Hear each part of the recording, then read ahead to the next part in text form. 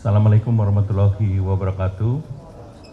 Salam sejahtera bagi kita semua, teman-teman media cetak elektronik. Saya malam hari ini didampingi oleh Bapak Menteri Sekretaris Negara, Bapak Ketua CEO Danantara, Menteri Investasi dan BKPM, kemudian Kepala Badan BUMN, dan Pak Menteri Keuangan. Di sebelah kiri saya, Ibu Fredrika Widya Sari Dewi, dan nanti mewakili OJK, nanti akan bersama Pak Hasan Fauzi. Kemudian ada Pak Jeffrey Hendrik, perwakilan direksi dari Bursa Efek Indonesia, dan Pak Samsul, Direktur Utama daripada KESE. Bapak Ibu yang saya hormati, pertama saya ingin sharing bahwa kondisi per saat ini seperti sudah sering disampaikan, kondisi makroekonomi kita kuat. Pertumbuhan ekonomi masih 5,04 di kuartal ketiga, dan dalam waktu yang singkat nanti minggu depan hari Kamis tanggal 5 akan diumumkan pertumbuhan yang diperkirakan lebih besar daripada pertumbuhan yang di kuartal ketiga. Kemudian inflasi 2,92 di bulan Desember, dan hari Senin besok juga akan diumumkan oleh BPS tingkat inflasi di bulan Januari. Dan dipastikan bahwa tingkat inflasi ini masih dalam rentang sesuai APBN, yaitu rentang 2,5 plus minus 1%. Kemudian kondisi cadangan devisa kita sampai Desember masih kuat, setara dengan 6,2 bulan import, yaitu 156,5 miliar. Kemudian defisit fiskal masih terjaga di batas 3%.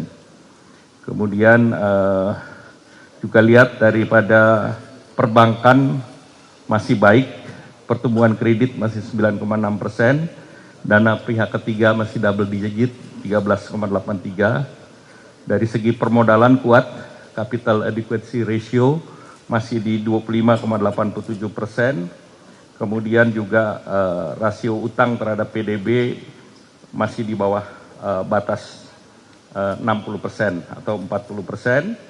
Dan kalau kita lihat rating daripada negara kita dari investment grade, baik dari Moody's Baa2, kemudian Fitch BBB dan S&P.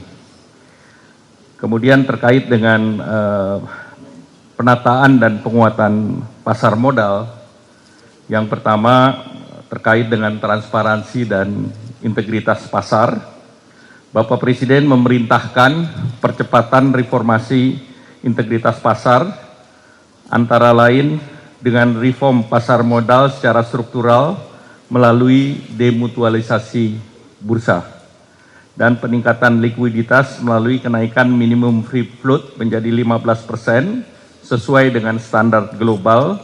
Hal ini berarti semakin banyak saham yang akan dilepaskan ke publik sehingga bursa menjadi transparan, liquid, dan berintegritas.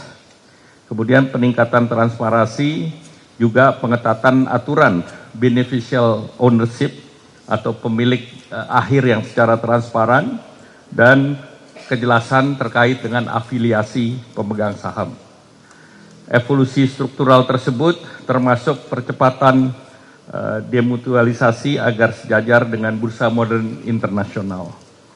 Terkait dengan penertiban praktek spekulatif yang merusak pasar, pemerintah tidak mentolerir, sekali lagi pemerintah tidak mentolerir praktek manipulatif share pricing atau saham gorengan manipulatif yang merugikan investor dan merusak kredibilitas dan integritas pasar modal di Indonesia.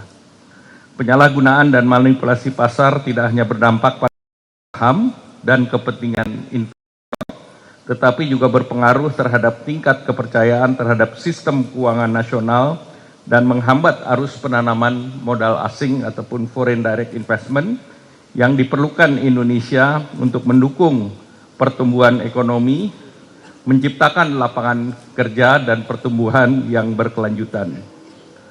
Poin ketiga terkait dengan penegakan aturan dan sanksi hukum. Bursa Efek Indonesia bersama aparat penegak hukum akan melakukan tindakan tegas terhadap siapapun pihak yang bertentangan dengan peraturan bursa, POJK, Undang-Undang Jasa Keuangan yang berlaku. Pemerintah akan mendukung penuh proses hukum agar berjalan sesuai dengan aturan. Yang keempat, stabilitas dan keberlanjutan. Bapak Presiden telah menginstruksikan Kementerian Keuangan serta jajaran pengurus OJK dan Bursa Efek Indonesia untuk memastikan bahwa kegiatan operasional bursa tetap berjalan dengan normal dengan kepemimpinan transisi. Kemudian tidak ada kekosongan kepemimpinan atau dalam pengawasan keuangan ataupun pasar modal.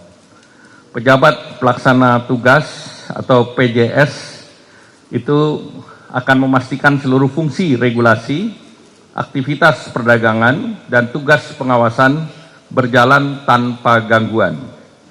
Institusi kita kuat karena sistem dikelola sesuai dengan standar good governance dan best practices.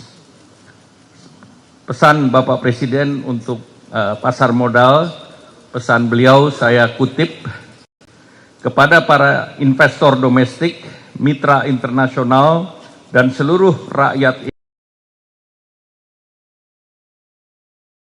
tangguh, pemerintah berdiri teguh di belakang pasar keuangan kita, dan kami berkomitmen pada iklim investasi yang transparan, adil, dan berkelas dunia. Selanjutnya saya minta Saudara Kiki Fredrika Widiasari untuk menyampaikan hasil rapat internal daripada Dewan Komisioner